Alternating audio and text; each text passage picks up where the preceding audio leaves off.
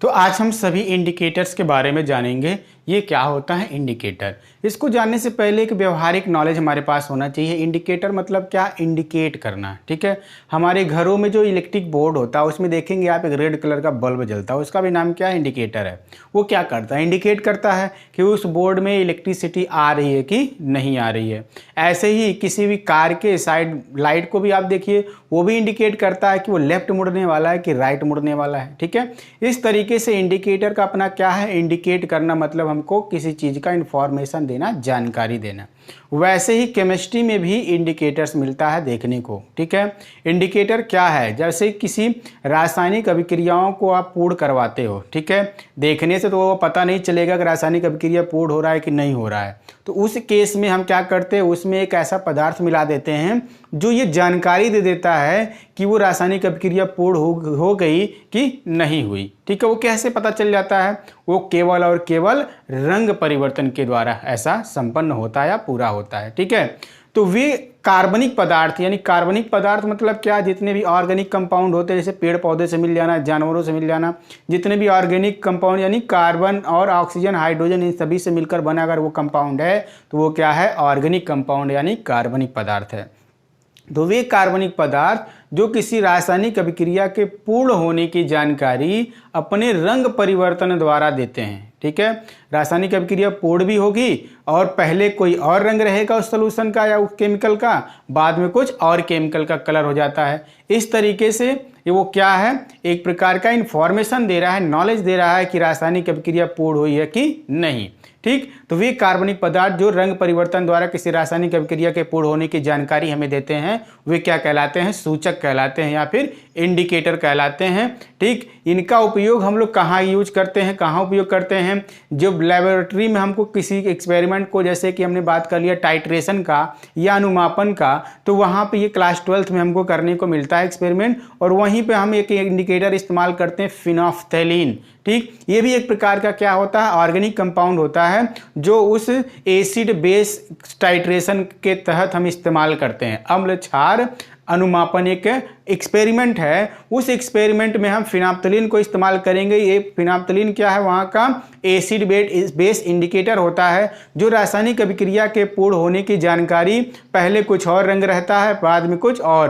ठीक है, acidic medium में इसका जो कलर होता है, यानी अम्लीय माध्यम में कलरलेस होता है, रंगहीन होता है, लेकिन जो ही क्षारीय माध्यम में वो बनता है, बदलता है, तो वो क्या हो जाता है? एक गुलाबी रंग में परिवर्तित हो जाता है। तो पता चल जाता है कि यहाँ पे रासायनिक अभिक्रिया क्या हो गई है? पूर्ण हो गई है। यहाँ पे एसिड और बेस नाम आया है ना, तो ये भी एक चीज़ जान लीजिए, यहाँ पे न्यूट्रलाइजेशन रिएक्शन होता है, और इसी न्यूट्रलाइजेशन रिएक्शन के तहत हम यहाँ जानते हैं कि रासायनिक अभिक्रिया संपन्न हुई है कि नहीं। और एक बात बता दी जाए, इंडिकेटर उस रासायनिक अभिक्रिया में केवल रंग में परिवर्तन करते हैं, और केवल बेसिस क्या होता है रंग में परिवर्तन आने का? वहाँ का पीएच वैल्यू, उस सॉल्यूशन का पीएच मान ही निर्भर कराता है कि वहाँ का रंग क्या होगा।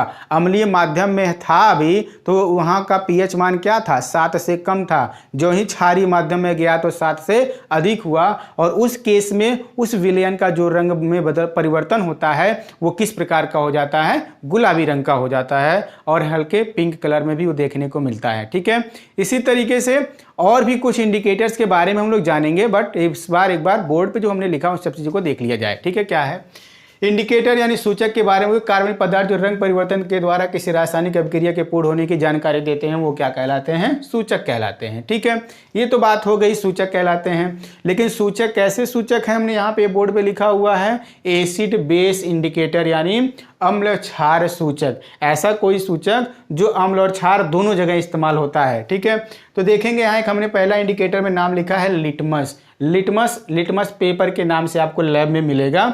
ये 2 कलर का आता है, एक ब्लू कलर का होता है और एक रेड कलर का होता है। तो ब्लू कलर का इंडिकेटर जो होता है वो इंडिकेटर हम लोग एसिड के लिए इस्तेमाल करते हैं। याद रखिएगा, जब भी आपको लिटमस पेपर एसिड के लिए इस्तेमाल करना है तो ब्लू कलर के लिटमस पेपर को उठाएंगे, और अगर कभी बेस को इंडिकेट पता करना वो बेस है कि नहीं, तो वहाँ किसको उठाएंगे? हम लोग रेड कलर के लिटमस पेपर का यूज करेंगे। ठीक, तो इस तरीके से इन दोनों लिटमस पेपर का यूज करके हम बता सकते हैं कि वो सोल्यूशन एसिड है कि बेस है।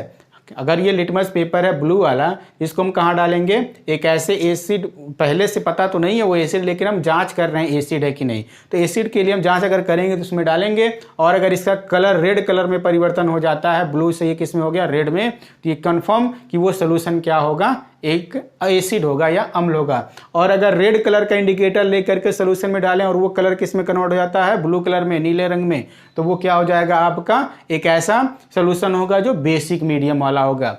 और ये कितने पीएच रेंज में वर्क करता है, 5 से लेके 8 तक, यानी 5 to 8 अगर पीएच रेंज है तो यहाँ पे हम लिटमस पेपर का इस्तेमाल करेंगे।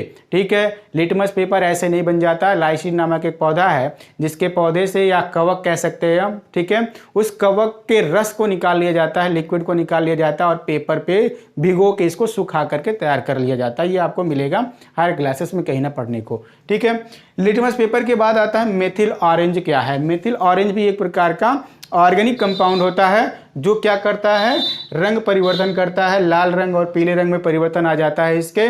जैसे कि अगर एसिड में अगर उसको डालते हैं हम लोग, किसको, मेथिल ऑरेंज को, वो कन्वर्ट कर देता है लाल रंग में। और अगर बेस के लिए इस्तेमाल करते हैं तो परिवर्तन बना करके क्या कर देता है, पीला रंग हो जाता है। और वो कहाँ से कहाँ रेंज में काम करता है, 3.1 से लेकर 4.4 के बीच में ये काम करता है। कौन, मेथिल ऑरेंज। ठीक उसी तरीके से फिनोफ्थलीन, अभी हमने नाम लिया। फिनोफ्थलीन क्या है, एक एसिड बेस इंडिकेटर होता है। इस इंडिकेटर का भी काम क्या है, एसिड सोल्यूशन में वो रंगहीन रहेगा, कोई कलर नहीं दिखाता, लेकिन जो ही बेसिक मीडियम में कन्वर्ट होता है, बदलता है, तो कन्वर्ट होकर के गुलाबी रंग दिखाता है। ठीक है, और उसका जो पीएच रेंज होता है काम करने का 8.3 से लेकर के 10 तक का होता है। ठीक, ये तो हो गया एसिड बेस इंडिकेटर के बारे में। अब हम बात कर लें, एक होता है यूनिवर्सल इंडिकेटर। ठीक है, सर्वव्यापी सूचक क्या होता है, नाम से ही पता चल जा रहा है, ये सबके लिए सूचक का काम करेगा। अब अगर ये सर्वव्यापी सूचक है तो ऐसे तो बनेगा नहीं, ये ऐसे लग ही रहा है जान के ही कि ये कई प्रकार के सूचकों का क्या है, मिश्रण है। तो बिल्कुल यूनिवर्सल इंडिकेटर भी इसी तरीके से है। ठीक, ये इंडिकेटर ऐसा इंडिकेटर होता है जो कई प्रकार के इंडिकेटर्स को मिक्स कर लेने के बाद तैयार होता है। ठीक, तो इस इंडिकेटर को देखा जाए, अगर हमने एक एग्जांपल यहाँ पे लिया है कोलथाप इंडिकेटर, तो कोलथाप इंडिकेटर 5 अलग अलग प्रकार के इंडिकेटर्स के मिक्स होने के बाद से ये बना हुआ है। और अलग अलग पीएच मान पे, जैसे पीएच वैल्यू 4 के लिए ये दिखाता है रेड कलर का, ठीक है, लाल रंग दिखाता है। पीएच वैल्यू 5 के लिए ये नारंगी रंग में बदल जाता है। ऐसे पीएच = 6 के लिए ये पीला, बिल्कुल नींबू कलर का आ जाएगा, पीला कलर का। ठीक, ऐसे ही अगर तो पीएच वैल्यू 7 के लिए हरा पीला रंग, और पीएच वैल्यू 8 के लिए हरा रंग, और पीएच वैल्यू 9 के लिए नीला हरा रंग होता है। और इसी प्रकार पीएच वैल्यू 10 के लिए नीला बैगनी रंग होता है। यानी एक्सपेरिमेंटली ये चीज़ यहाँ देखने को मिलता है कि अगर कोलथाप इंडिकेटर किसी सोल्यूशन में इस्तेमाल किया गया और उस सोल्यूशन का नेचर बदल रहा, अलग अलग पीएच वैल्यू बदला जा रहा है किसी चीज़ के मिलाने से, तो वो अलग अलग पीएच मान पर, यानी कौन कौन से पीएच मान पर आप देख सकते हैं, पीएच मान अगर 4 है तो वो लाल रंग को रिप्रेजेंट करेगा, पीएच वैल्यू अगर 5 है तो नारंगी रंग, पीएच वैल्यू 6 है तो नींबू पीला, और 7 है तो हरा पीला, और 8 है तो हरा, 9 है तो नीला हरा, और ऐसे ही 10 है तो नीला बैगनी रंग को वो रिप्रेजेंट करता है। ठीक, तो ये हुआ कि नहीं हुआ, सर्वव्यापी इंडिकेटर की तरह व्यवहार करने वाला, बिल्कुल हुआ, क्योंकि ये क्या है, ये अपने आप में ही यूनिवर्सल नाम यूज हुआ है। एक बात और इसके साथ साथ ये इसका दोष है, ये सभी प्रकार के रासायनिक अभिक्रियाओं के लिए इस्तेमाल नहीं होता, कुछ विशिष्ट प्रकार के रासायनिक अभिक्रियाओं के लिए ही इसका उपयोग किया जाता है। तो यूनिवर्सल इंडिकेटर अपने आप में कुछ खास जगहों पर काम आएगा। ठीक है, आशा करते हैं टॉपिक आपको अच्छे से समझ में आया होगा। ठीक, थैंक यू।